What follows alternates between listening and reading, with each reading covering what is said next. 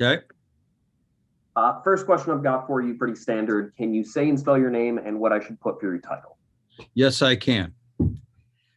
Michael McDaniel, Michael, last name MC, capital Daniel, professor at WMU-Cooley Law School, retired Brigadier General. So we're seeing right now a lot of scary stuff, a lot of stuff that we're not sure what's going to happen and what it means for the next weeks, for the next months, for the next years. It's very easy to see it as something that is taking place overseas, but we know that Russia is trying to get whatever advantages they can. And with the US sending sanctions, there is a chance that retaliation happens. What do you think are the odds that the US gets hit by cyber attacks, that the US gets hit by some form of retaliation? Yeah, I think that the probability is very high. Uh, it was the invasion itself is unprecedented. But the threats that were made by Putin at the time that he announced the attacks were also sort of unprecedented. He indicated he was going to decapitate the government, uh, which is pretty clear what he means by that. And then he warned the West, he warned Europe and the US that any interference will have, quote, consequences that you have never seen. And I think that's pretty clear that he's referring to a cyber attack of some sort. I say that for a couple reasons. First, Russia, more than the United States, is able to sort of blend asymmetric warfare, attacking your enemy at his weakest points, with conventional warfare, much better than the U.S. has. And frankly, one of the reasons is because we have always had this reliance on conventional warfare. But Russia has had the opportunity to practice this, haven't they? You know, Justin, we saw the first incursion into Ukraine, um, that they did the same thing. They sort of softened the battlefield, as we'd say in the military, with a series of cyber attacks. They did the same thing in Georgia back in 2008 when they were really just sort of experimenting as to how to best combine a cyber attack as a way to soften up the battlefield before moving in with conventional forces. Um, as they did there by taking out your command and control and communication systems. And so we've seen that two or three times, well, four times. We've seen it in Ukraine twice, saw it in Georgia, we saw it in Syria by Russia. But also, and getting more directly to your point, also we see attacks thereafter. We see um, after the incursions into eastern Ukraine, into the Crimea, we saw a malware attack called NotPetya by the Russians, which was directed at Ukraine, but which affected a large-scale health system and a bank, at least one bank or financial institution in the United States. So we clearly see two things are possible. First is that there will be sort of the biblical Old Testament salting of the battlefield afterwards. And instead of literally doing that so crops don't grow, nowadays, Russia, which wants to assure the decapitation, as they have stated as one of their purposes, one of their objectives of the Kiev government, is going to do something similar with their computer systems. Well, there are a lot of, in Ukraine, obviously there is a lot more participation. They wanted to move towards NATO. They clearly moving for European into the European community. There's a lot of IT systems that are interacting with Europe and with the United States, and any sort of implanting of similar malware in those systems is going to affect Europe. And then, as we said at the outset, with this threat from Putin, the other possibility is that there'll be some sort of direct attack upon the United States or upon Eastern or Western Europe, one of our neighbors. and allies. And if we do so, then the question is, what will be the reaction by U.S., England, NATO at that point? What would that look like? Obviously, if we knew what it would look like, it would be easier to stop. And so Putin and the Russians aren't going to necessarily telegraph that. But is it going to be, attacking hospital databases? Is it going to be attacking financial systems? Is it going to be attacking power grids? What are the possibilities of what a cyber attack looks like here stateside? Those areas where we have detected malware, either intrusions or attempts to trespass into systems in the United States, have involved electrical systems and water systems the most. But as we've seen, the nations who have the most focus and the most resources focused on these type of attacks, you have to include, China, Northern Korea, Iran as well. And so we've seen attacks, on the U.S. communications industry, entertainment industry, and certainly the banking industry as well. I would think that Putin is sort of this marriage of old school and new technology, and I think that he would use malware attacks that would, perhaps,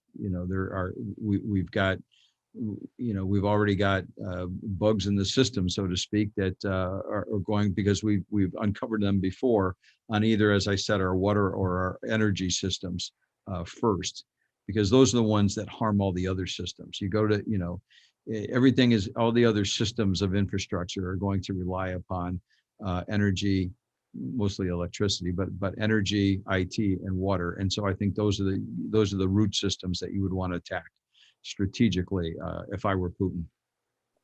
So does that mean shutting down power in Washington, D.C.? Does that mean attacking Grand Rapids, Michigan? Do you think that this is something that will impact civilians, or is it going to be targeted at like military bases? I think it's more likely to impact civilians. It's easier, frankly. You can find, we're so interlinked and interrelated these days that you can find the weaknesses more likely in some commercial systems where we're relying upon suppliers and old systems that don't have the protections that we have in their newer systems today, where we don't have that almost paranoid focus on secrecy that we see and I shouldn't say secrecy, on security that we have in the Pentagon ever since the Snowden attacks. That was a wake-up call and a 180 in the focus within the Pentagon, where I served for a few years. And as a result of that, the focus is there all the time. So I would expect it's going to be those systems which are more commercial.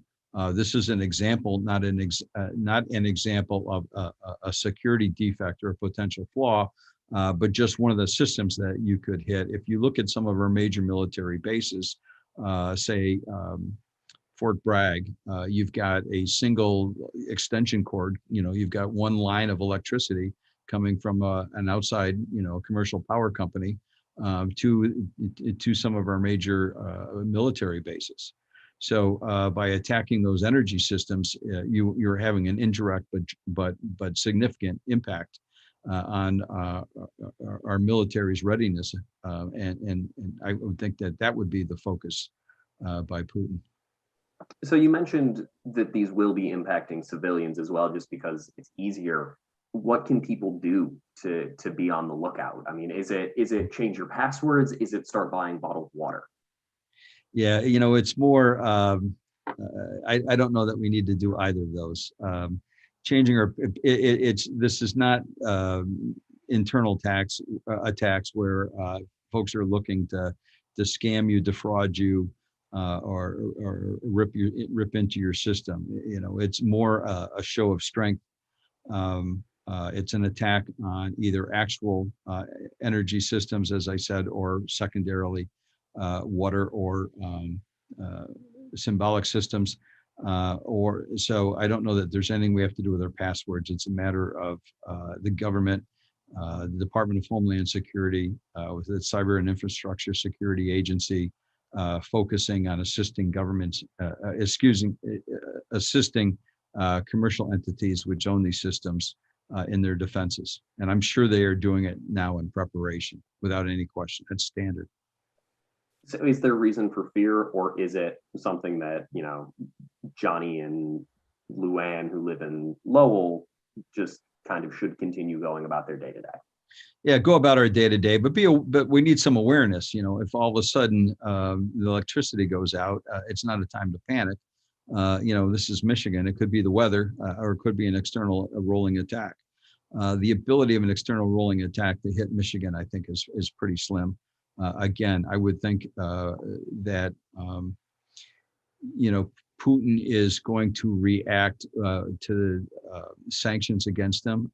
You know, we are in a stage now, post-invasion, where sanctions are not a deterrent, obviously. Sanctions are being used as punishment. So they have to go directly to, you know, the old rock band there, Putin and the oligarchs, as well as they've got to go to the country itself. So at some point, there will be a reaction, I would think, as we ratchet up the sanctions that we're seeing.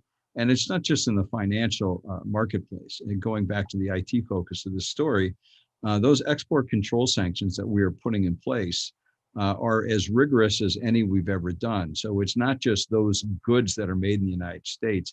These sanctions this time apply to anything which originated in the United States. So, you know, semiconductors may not be made here, but because the design is from the United States, you know, the holder of the patent, then you can't sell semiconductors, other chips, and similar electrical and electronic components to Russia anymore.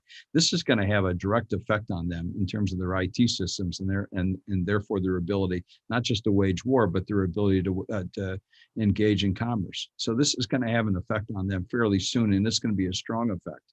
This is the same thing that we threatened Huawei with and got immediate results. And I would expect to see some reaction. I don't know about results, but reaction from Putin fairly quickly. Professor, those really are all the questions that I have. Anything else that you wanted to add? I mean, I've got a lot to work with, but what have I forgotten to ask, and what can your expertise lend? Well, on that issue, I think the one thing to emphasize is that our systems of infrastructure are reliant upon SCADA systems. You know, you have to have a remote control system, remotely controlled, electronically remotely controlled systems. You know, whether we're talking about gates on a water system or gates on an electrical system, you know, we have to rely upon our IT systems. So the ability to use those IT systems against us in a relationship with those systems, and I'm speaking broadly, but just so you know, John and who was it, Luann and Lovell, or you know what to expect. It's our relying upon this almost this Internet of Things that we like to talk about 5 years ago that causes some of these potential vulnerabilities. Great. Well, I really appreciate you taking the time. This is going to run at 6 o'clock. I'm going to stop my